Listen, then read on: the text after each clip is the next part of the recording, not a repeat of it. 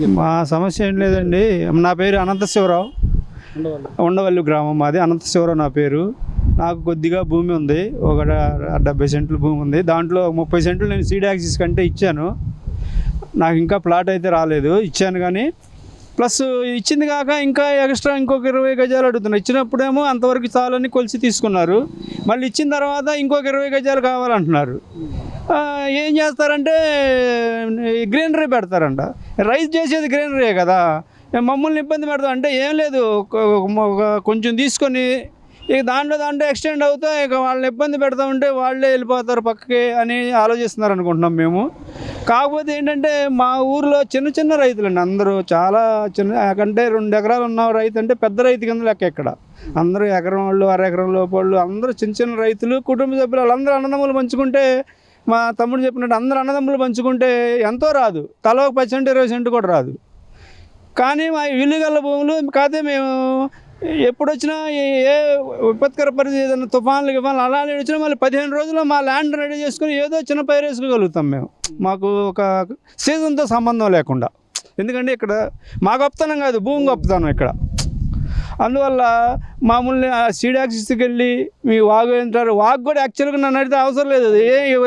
మా ముత్తాతల దగ్గర నుంచి వాగు వెళ్తానే ఉంది. మీరు దాన్ని అడ్డంకులు పెట్టకుండా శుభ్రంగా వెళ్ళుద్ది.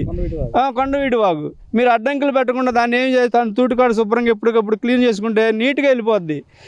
గత ప్రభుత్వాలు కాడ తీగిపోవడం, తూటికాడ తీగిపోవడం, పట్టించుకోకపోవడం వల్లే వరద ముంపు అయితే అవుద్ది. కానీ మాది 2 రోజులు ముంపు అయితే మళ్ళీ మేము యథాస్థితి చేసుకోవడానికి 4 రోజులు చాలు, వారం చాలు. మళ్ళీ మా భూమి మళ్ళీ వేసుకోగలుగుతాం, యథామామూలు చేసుకుంటాం.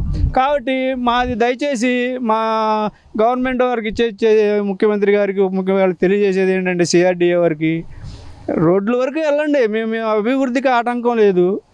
ప్లస్ మా ఊర్లోన మీరేమి గవర్నమెంట్కి సంబంధించి ఏమీ కట్టాల, ప్రాజెక్ట్స్ ఏమీ లేవు. తీసుకుని ల్యాండ్ బ్యాంక్ అట్టు పెట్టుకోవాలి మీరు. మా భూములు ల్యాండ్ బ్యాంక్ మీరు ఎందుకు, మేమేం జీవనోపాధి కోల్పోతాం, మా లైఫ్ డిస్టర్బ్ అవుతాయి మొత్తం. మేము అరెకరం ఉన్నా ప్రశాంతంగా బతకగలుగుతున్నాం. ఇది మా పిల్లల్ని శుభ్రంగా చదివించుకొని, మా ఫ్యామిలీల ఖర్చులు కానీ ఏదైనా కానీ మేము శుభ్రంగా బతకగలుగుతున్నాం. మమ్మల్ని అనవసరంగా డిస్టర్బ్ చేయడమే. అంటే ప్రభుత్వం కూడా మీకు ల్యాండ్ ఇస్తామని చెప్పి అన్నారు, రిటర్నబుల్ ప్లాట్ ఇస్తామన్నారు. రిటర్నబుల్ ప్లాట్ ఇప్పుడు ఇస్తారండి. ఎంత ఇస్తారు? ఎకరం 5,000 గజాలు తీసుకొని 1,450 గజాలు ఇస్తారంట. 1,450 గజాలు తీసుకుని మేము 4 ఉన్నాం, ఎంత తీసుకోవాలి? తర్వాత మేమేం చేయాలి? అది ఎక్కడ ఇస్తారు, ఎప్పుడు ఇస్తారు? ఇప్పుడు 12 సంవత్సరాల క్రితం ఇచ్చిన వాళ్ళకే దిక్కు లేదు. ఇంతమంది కాగితం మీద ఇచ్చారు. కానీ మన నారాయణ గారు మర్చిపోయి నేను ఒక స్టేట్మెంట్ చూశాను పేపర్లో కాదు, టీవీలోనే చెప్తున్నాడు, 98% అందరికి ఇచ్చేసామని. ఒక్కడికన్నా ఇచ్చాడు నేల మీద, ఆడి ప్లాట్ ఆడికి ఎక్కడో చూపించమనండి. కోర్టులోకి వెళ్ళిన వాళ్ళకి మినహాయించి మిగతా వాళ్ళందరికీ సైట్లు ఇచ్చని చెప్తాను నారాయణ గారు. అంతా అబద్ధం అండి.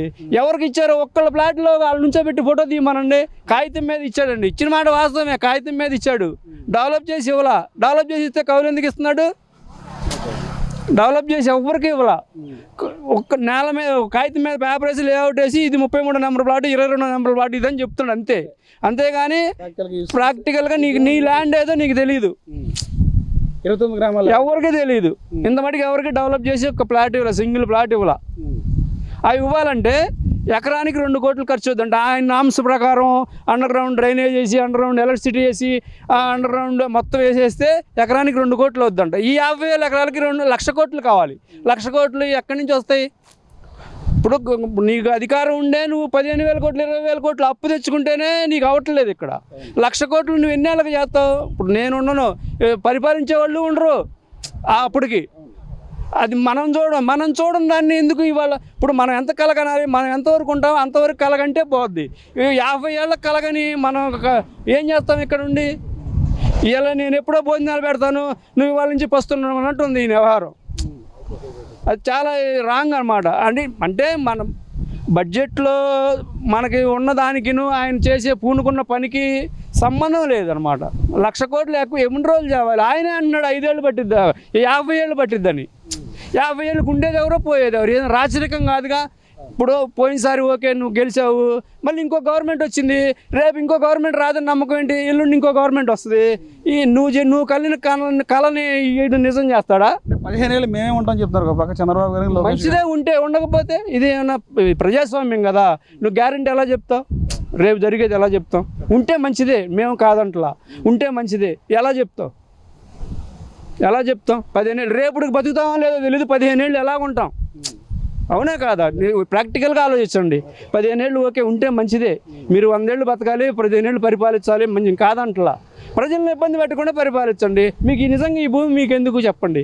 ఎవరికి ఇస్తారో చెప్పండి. ఈ రోడ్డుకి ఇస్తా అన్నాం కదా, వాక్కి ఇస్తా అన్నారు కదా, ఇంకా మీకు ఈ భూమి ఎందుకు? పలానా దానికని చెప్పి తీసుకోండి. దేనికి కదా ఆయన ఇష్టం వచ్చిన వాళ్ళకి అమ్ముకోవడానికి పెద్ద పెద్ద హోటల్స్ రిసార్ట్స్ వస్తాయంటే ఇక్కడ వాళ్ళు వచ్చి మా దగ్గర కొనలేరా? రైతు బాగుపడ్డ ఇష్టం లేదా మీకు? మాకే వస్తాయిగా. ప్రభుత్వం వ్యాపారం ఎందుకు చేయాలి? రియల్ ఎస్టేట్ చేస్తారా మా భూమిని? పోనీ మా దాంట్లో అసెంబ్లీ కడతారా? కట్టండి, ఇస్తాం. నేను సెక్రటరీ కడతారా? లేదా గవర్నమెంట్ హాస్పిటల్ కడతారా? లేదా ఏదైనా ఎయిమ్స్ లాంటిది ఏదైనా కడతారా? కట్టండి, అందరికి ఉపయోగపడుద్ది, ఇస్తాం. ఇప్పుడు రోడ్డు ఉపయోగపడుతుంది, ఇస్తారంటున్నాం కదా. అందరు కొన్ని లక్షల మంది వెళ్తారు ఈ రోడ్డు. ఇప్పుడు సీడ్ యాక్సిస్ వస్తే వాళ్ళని కూడా సంతోషపెట్టి తీసుకోవాలి కదా మీరు. వీడు ఇబ్బంది పడుతున్నాడంటే అలా కాకుండా 1 వేలో వెళ్ళిపోయి రైతులను బుల్డోజ్ చేసుకుని వెళ్ళిపోదామని చూస్తుంది గవర్నమెంట్. కాబట్టి ఇది న్యాయం కాదు. వాళ్ళకి ఈ రైతులు ఉసురు తగులుద్ది. రైతులను ఏడిపించినవాడు ఎప్పుడు బాగుపడిన దాఖలాలే లేవు. ఒకటి ఈ సొంతగా ఒక నగరాన్ని నిర్మిద్దామని వరల్డ్ వైడ్లో ఎక్కడ నాకు తెలిసి ఎక్కడా కూడా సక్సెస్ అయిన నగరమే లేదట. ఉన్న నగరాన్ని ఆటోమేటిక్గా డెవలప్ అవుతూ రావాలి. కానీ నువ్వు ఇప్పుడు ఇక్కడికి తీసుకురావాలంటే విజయవాడ ఖాళీ చేసి అక్కడికి వెళ్ళాలి. విజయవాడ ఉన్నాడు ఖాళీ చేసి అక్కడికి వస్తాడా? కొత్తోడు రావాలి, అంతే కదా. ఇప్పుడు నాకు అక్కడ ఇల్లు ఉంది, ఈ ఇల్లు పాడేసుకుని నేను అమరావతిలో ఇల్లు కట్టనుగా. కొత్తోళ్ళు రావాలి. ఏదమ్మా కొత్తోళ్ళు ఎవరున్నారు? ఎంతమంది వస్తారు?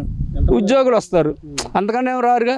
తర్వాత ఏదో గాంధీనగర్ లాగా ఇట్లాగా ఈగలు తోలుకుంటూ ఉంటారు, సాయంత్రానికి ఖాళీ అవుద్ది. ఉద్యోగానికి అక్కడికి వెళ్తారు, మళ్ళీ ఇక్కడికి వచ్చి పని చూసుకుని వెళ్ళిపోతారు. ఎందుకు ఇంత ఆర్భాటం? ఎందుకు మనకు లేదు ఆర్భాటం ఎందుకు? అంత ఎన్ని వేల కోట్లు పెట్టి మోదీ గారు పార్లమెంట్ 1400 కోట్లది అంత కట్టాడంట. ఈయన 4000 కోట్లతో అసెంబ్లీ కడతాడంట. ఇండియాకి సరిపోని 1200 మందికి కడితే ఈయన 150 మందికి 176 మందికి 4500 కోట్లు పెట్టి కడతారు. అవసరమా? ఉంటే కట్టొచ్చు, తాగదంటారు. మన దగ్గర రెవెన్యూ లేదుగా. ప్రపంచ రాజధాని నిర్మిస్తాను. ప్రపంచ రాజధాని అనేది తప్పంటారా? ప్రపంచ రాజధాని అనేది ఎక్కడ ఉంది? ప్రపంచం మనమే చూసుకోలేకపోతే అప్పులు చేసి వస్తున్నాం. మనం ప్రపంచంతో పోటీ ఎందుకు? మనమే పోటీ లేదు. ప్రపంచం ఎక్కడ వచ్చింది? ప్రపంచంతో మనం ఎక్కడ పోటీ పడతాం? పోటీ పడితే మంచిదే. మీ దగ్గర శక్తి ఉన్నప్పుడు పోటీ పడి తప్పేం లేదు. అప్పు చేసి ఎందుకు? డబ్బు లేదు కదా. ఇప్పటికే నెల వెళ్ళి మళ్ళీ ఢిల్లీ వాళ్ళు కాళ్ళు పట్టుకొని అప్పులు శాంక్షన్ చేయించుకొచ్చుకోవడానికే తంటాలు పడుతున్నాం. ఇప్పుడు ఇవన్నీ మన మీద పడతాయి కదా, మళ్ళీ ప్రజల మీదే నొప్పులు. నువ్వు అప్పు చేసి వెళ్తావు, నీ సొమ్ము కాదు కదా. గవర్నమెంట్ నీ బాధ్యత లేదుగా. నీ పదవి అయిపోతే నువ్వు వెళ్ళిపోతావు దులుపుకొని. తర్వాత వచ్చినట్టు వస్తాడు, తర్వాత ఈ ప్రజలకి కట్టాల్సింది భారం, అంతే కదా. నువ్వు అప్పు చేసుకుంటా పోతే నాది కాదులేదు. అదే నీ ఇల్లు అయితే అలా కట్టుకుంటావా? ఉన్నంత వరకు కట్టుకుంటావుగా. నా దగ్గర 50,000 ఉంటే 50,000 సరిపెట్టుకుంటా, 5 లక్షలు ఉంటే 5 లక్షలతో సరిపెట్టుకుంటా. నేను తీర్చేది కాదుగా, ఎంతైనా చేస్తా అప్పు, నేను తీర్చేది కాకపోతే, అంతే కదా. అలాగుంది సేమ్ వ్యవహారం అంతా. ప్రధానికి ఏం డిమాండ్ చేస్తారు? మా ద్వారా ఏం చెప్తారు? భూములు వదిలేయాలండి. మా భూములు వదిలేసి ఆ రోడ్ల వరకు తీసుకొని మా బతుకులు ఇస్తే వాళ్ళకి సలాం చేస్తాం. అది